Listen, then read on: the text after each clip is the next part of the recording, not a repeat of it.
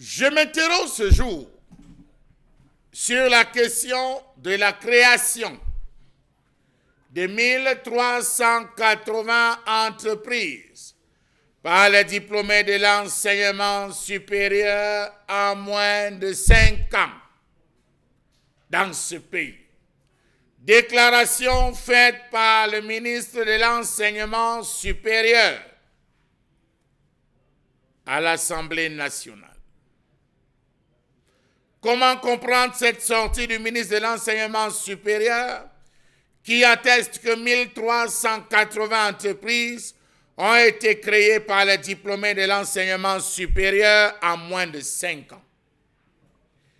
Quels sont les critères sur lesquels se base le ministre de l'Enseignement supérieur pour faire de telles déclarations? Est-ce qu'au niveau de l'entreprise, du centre de création d'entreprise, il y a une rubrique dans le formulaire rempli où on précise étudiant ou pas? Question. Comment comprendre cette sortie du même ministre de l'Enseignement supérieur qui estime que plus de 15 000 emplois directs ont aussi été créés par les diplômés de l'enseignement supérieur dans le cadre de l'auto-emploi? Auto-emploi suppose que Charles Armel, ayant abandonné parce que, n'ayant pas obtenu ses résultats, ayant été mal orienté après requête sur requête, décide d'ouvrir ou de prendre son bensikit et se jeter. Comment est-ce que le ministre, de là où il se retrouve, pourra me chiffrer, moi? Question. Quels sont donc les secteurs d'activité dans lesquels ces 15 000 emplois directs ont été créés? Ces 1380 entreprises exercent où et comment? Comment comprendre que le ministre ne nous a pas donné les chiffres? Créer une entreprise, c'est facile, mais se déployer, c'est tout aussi difficile. Selon les chiffres énoncés par le chancelier des ordres académiques, le taux d'emploi des étudiants est de 10% contre 4% il y a 5 ans. Quelles sont les structures universitaires qui apprennent aux étudiants à créer et à gérer des entreprises? Dites-le nous. Bilan sur une période d'existence moyenne de moins de 5 ans pour l'ensemble de ces incubateurs. On veut bien le savoir. 50 incubateurs, nous a-t-il dit, dont 8 dans les établissements universitaires publics.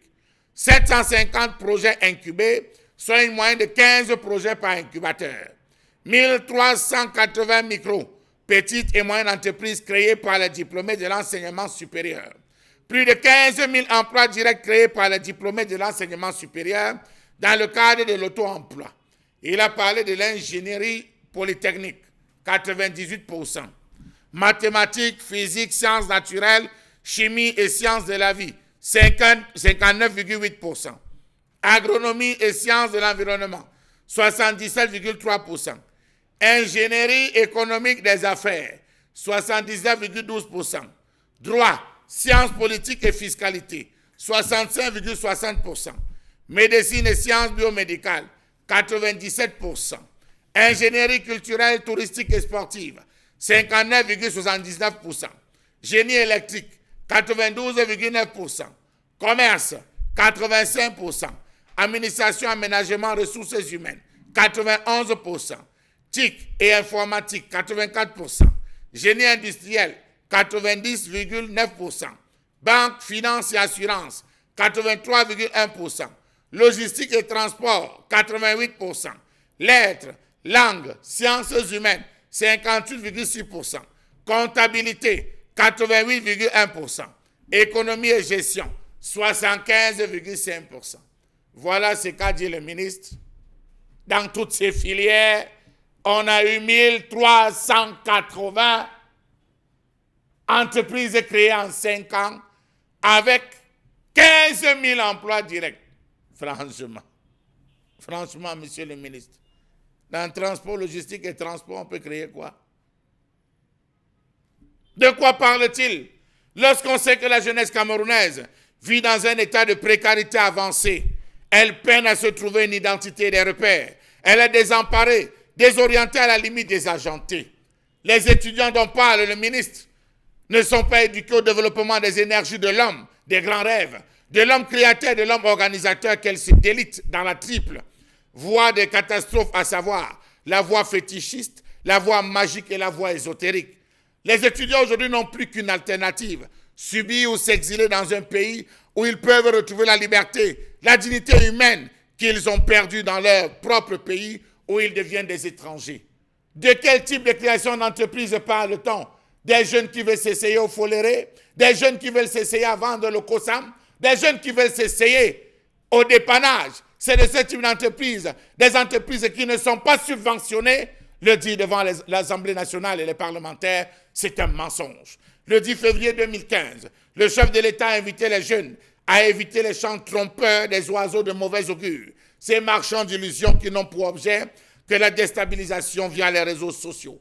Dites-moi quels ont été les moyens qu'on a placés au niveau du ministère de l'Enseignement supérieur pour permettre à ces jeunes, à ces étudiants d'éviter de tels pièges. Au Cameroun, tous les enfants n'ont pas les mêmes chances au départ. 76% des jeunes de moins de 35 ans n'ont pas d'emploi. Plus de 50% des fonctionnaires camerounais seraient âgés de plus de 50 ans. Il existe plusieurs programmes et projets mis en place par le gouvernement et les partenaires internationaux qui ne sont pas connus et consommés par la jeunesse camerounaise. Les étudiants sont en perte. La qualification et la formation des jeunes dans le domaine de la création et de la gestion d'entreprises, ainsi que pour les métiers informels, est insuffisante. L'université s'est retrouvée à concurrencer les IPES en créant des formations entrepreneuriales, dites entrepreneuriales, pour quel type de résultats? Point d'interrogation. La représentativité des jeunes au poste à responsabilité est extrêmement minime. L'agriculture, l'élevage et leur industrialisation sont les axes les plus importants de l'activité gouvernementale. Pour les étudiants, dans le cadre de la politique des grandes réalisations, c'est des porteurs de sacs. Les jeunes, les étudiants réclament l'accès à l'information sur les opportunités, programmes, projets et appuis les concernant dans les secteurs publics et privés. Les étudiants ne savent pas souvent ce qu'on leur propose, surtout ceux des zones rurales. L'accès de la jeunesse à la propriété foncière est extrêmement difficile et ne leur permet pas de créer des entreprises agricoles et d'élevage. Aujourd'hui, on nous parle de 1380, on nous parle de 15 000 emplois directs. Ayez le courage de dire que les étudiants, grâce à la débrouillardise, chacun a ouvert un call-box. Si pour vous, un call-box est une entreprise, vous avez raison. Si pour vous, avoir un comptoir d'eau glacée, c'est une entreprise, vous avez raison. Si pour vous faire du bensikin, c'est une entreprise, eh bien, M. Michel Ngachou, on a créé 1380 entreprises en 5 ans, c'est jeune. Bravo à M. le ministre. Vous avez su utiliser de belles tournures langagières pour démontrer qu'au fond, rien n'est fait.